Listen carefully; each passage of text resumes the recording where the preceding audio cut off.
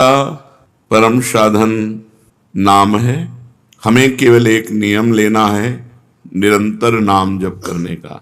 मन की वृत्तियां ऐसी बन जाएं कि नाम जप के बिना हमें एक क्षण भी चैन ना पड़े।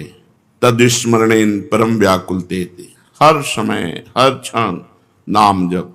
नाम भजन के कितने प्रकार हैं? नाम भजन के 3 प्रकार हैं, नाम जप, नाम कीर्तन, नाम स्मरण।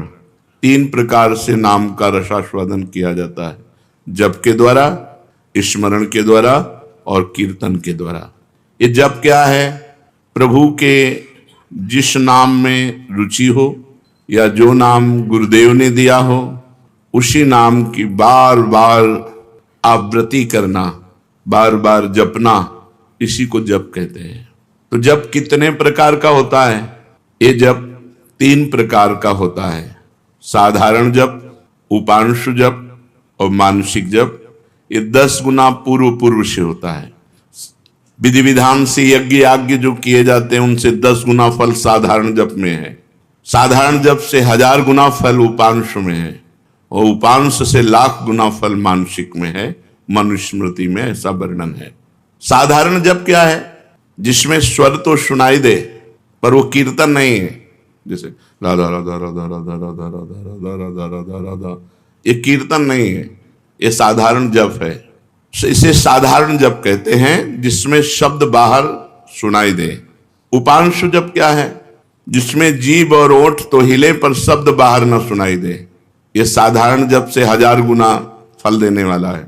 ओठ बंद है, अंदर जीभ हिल रही, नाम या मंत्र चल रहा है। मंत्र उपांश से शुरू होता है। मंत्र 2 ही प्रकार जपा जाता है, उपांश और मानसिक। नाम 3 प्रकार से जप होता है, साधारण जिसे वाचिक कहते हैं, फिर उपांश और मानसिक। साधारण जप से उपांश 1000 गुना श्रेष्ठ है। वो जिह्वा चलती है, ओंठ बंद रहते हैं, शब्द बाहर नहीं सुनाई देता। मानसिक जप, जिसमें जीभ भी न हिले और न ओंठ हिले, केवल मन से मंत्र का जप करना। जैसे ऐसे शांत बैठे, कोई हरकत बाहर नहीं दिखाई दे रही और अंदर मंत्र चल रहा है, नाम जप चल रहा है। इसे मानस जप कहते हैं। सुना है श्वास के द्वारा नाम जप करने से जल्दी लाभ प्राप्त होता है। हाँ, श्वासा श्वासा नाम जपे दुविधा रहा न कोई भी श्वास खाली न जाए, उसमें नाम जप करे तो दुविधा अर्थात भगवत प्राप्ति में कोई संशय नहीं। प्रत्येक श्वास की गति की ओर लक्ष्य रखो। हर श्वास के आने जाने में श्वास के साथ नाम उच्चारण करो। अगर ऐसा नहीं बनता तो उपांशु के साथ श्वास जोड़ो, जिह्वा हिलाओ, नाम या मंत्र जप करो ओंठ बंद करके और श्वास के साथ। आरंभ में माला काउंटर जो आपको सुविधा पड़े वो ले लो और श्वास श्वास कई नाम कई मंत्र ऊपर खींचने पर छोड़ने पर श्वास प्रश्वास में जप करें। धीरे धीरे मन लगने लगता है, क्योंकि बिना मन के छूट जाएगा श्वास की गणना छूट जाएगी। हर श्वास में नाम जप करना है। स्मरण क्या है? स्मरण युक्त जप किसे कहते हैं?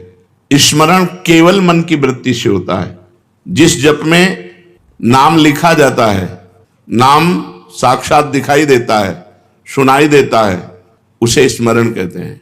पूरी स्मृति में नाम या मंत्र विराजमान है, आप उसी में डूब कर जप कर रहे हैं। ये केवल मानसिक होता है, ये न वाचिक होता है न उपांश होता है, ये होता ही मानसिक है। इसीलिए प्रायः इस पर ज्यादा देर साधक टिक नहीं पाते।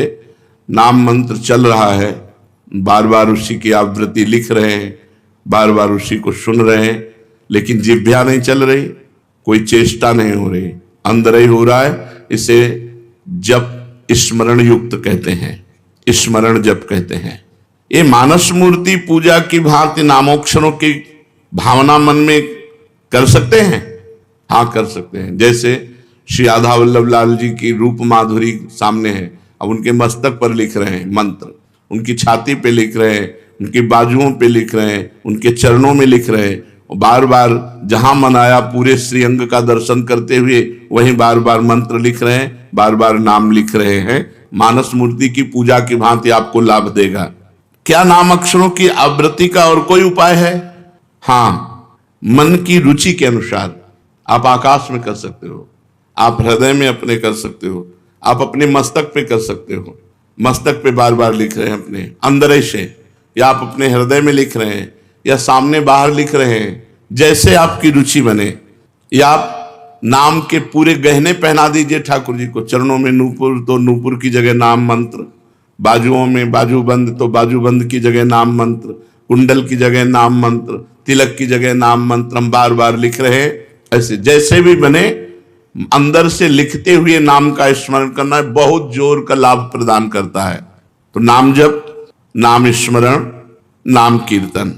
नाम कीर्तन में गगन भेदी स्वर होना चाहिए। उच्च स्वर स्तंभद सर्वदैव, ऊंचे स्वर से कीर्तन होना चाहिए।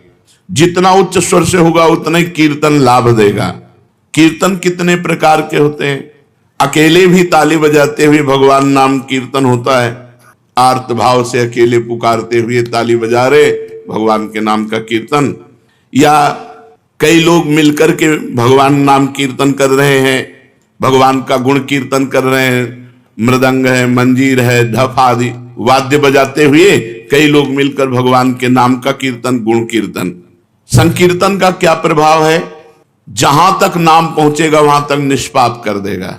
जिनके कानों में, पशु पक्षी जिनके भी कानों में नाम ध्वनि, गुण ध्वनि पहुंची, गुण ध्वनि चतुरासी जी, जैसे आप चतुरासी जी गायन करते हैं, ये गुण ध्वनि है, महिमा ध्वनि है।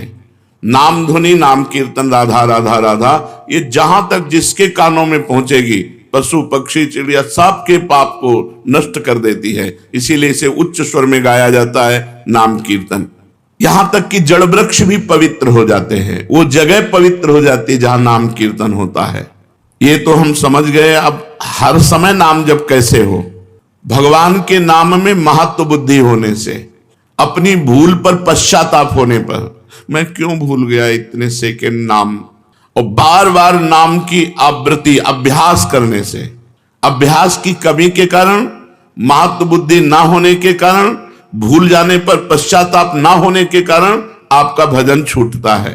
पूर्ण विश्वास करो, इसी नाम से सब कुछ हो जाएगा। नाम में रुचि हो जाए, नाम में प्रेम हो जाए, यही हमारी साधना की पूर्णता है।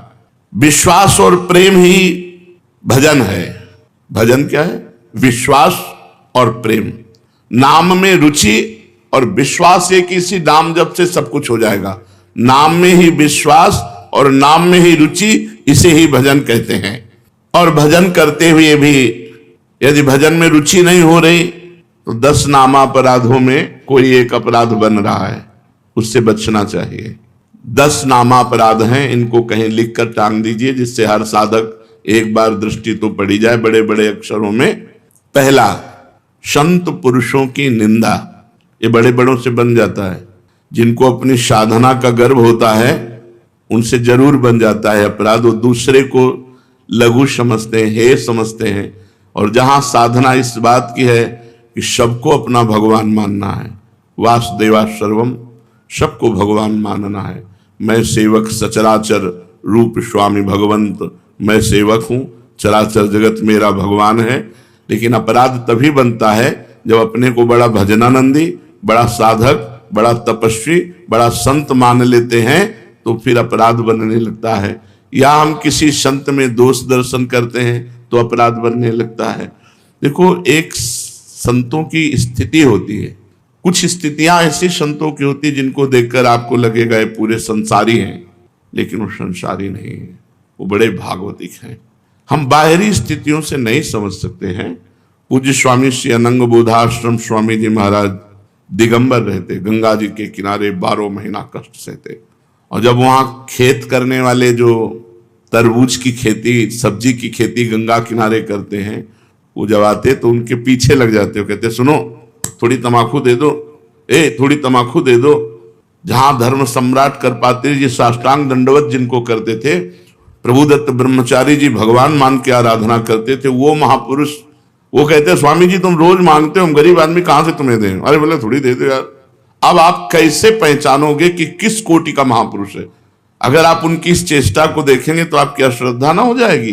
यार तमाकू, थोड़ी तमाकू के लिए इनके पीछे ढूंढ। और ऐसे महापुरुष के बड़े बड़े महापुरुष साक्षात चरणों में लौटते। संतों की बाहरी चेष्टाएं कुछ ऐसी हो सकती हैं जो हमारी समझ के परे हों, तो हम उन्हें केवल नमस्कार करें। पहला नाम अपराध है संतों की निंदा करना, सत्पुरुषों की निंदा करना। ये नियम ले ले, हमें किसी संत की निंदा नहीं करनी। और संत चाहे 1000 वर्ष से तपस्या कर रहे हो, चाहे आज दीक्षा लिया हो, शालिग्राम भगवान चाहे 100 वर्ष से सेवित हो, चाहे अभी विराजमान हो, वो बराबर होते हैं। जब पारस ने स्पर्श कर दिया तो चाहे 100 वर्ष पुराना सोना हो, चाहे अभी का सोना हो, वो तो सोना सोना ही है। ऐसे ही संत संत हैं, कभी किसी साधक के प्रति भावना नहीं तो कल कछोरा है। नहीं नहीं, वैसे भी सब में भगवान विराजमान है, संपूर्णतया भगवान ही सब, वासुदेवा सर्वम ही। तो फिर संत वेश है तो हमें नमन करना चाहिए, हमारे नेत्र सबको नमन करें। अगर किसी को छोटा मानते हैं तो दोष दर्शन हो जाएगा। सब में भगवान है। तृणादपि सुनीचेन तरोरिषेष्मणा। नाम जापक, नाम कीर्तन करने वाला कैसा होना चाहिए? तृणादपि सुनीचेन। क्यों? क्योंकि अगर ऐसा भाव नहीं तो निंदा किसी न किसी की करेगा और नाम अपराध, नाम में रुचि नहीं होने देगा, नाम जपने में बाधा पहुंचा देगा। इससे सबसे पहला है संत अपराध, भक्त अपराध। भक्तों की निंदा, संतों की अवहेलना ऐसा है कि बड़े से बड़े तप को एक क्षण में नष्ट कर दे। भक्तन निंदा अति बुरी भूल करे जिन कोय, किए सुकृत बहु जन्म के क्षण में डारे खोए। एक क्षण में बहुत जन्मों के पुण्य नष्ट हो जाएंगे, एक जन्म की कौन बात कहे। इसलिए डरो, भक्तन के अपराध से डरपत रहो। ध्रुवदास जी ने कहा है शांत। कोई आके गाली दे जाए, 1-2 थप्पड़ भी मार जाए तो राधे राधे। हमारे भगवान हमारी परीक्षा ले रहे हैं, हमारे भगवान आकर के हम पर कृपा कर रहे हैं, यही भाव रखो। तृणादपि सुनीचेन। मैं भी तो संत हूं? नहीं, मैं नीच हूं, मैं अधम हूं, और सब संत हैं, सब भगवान के स्वरूप हैं। ऐसा मानने वाले से कभी अपराध ही नहीं बनता।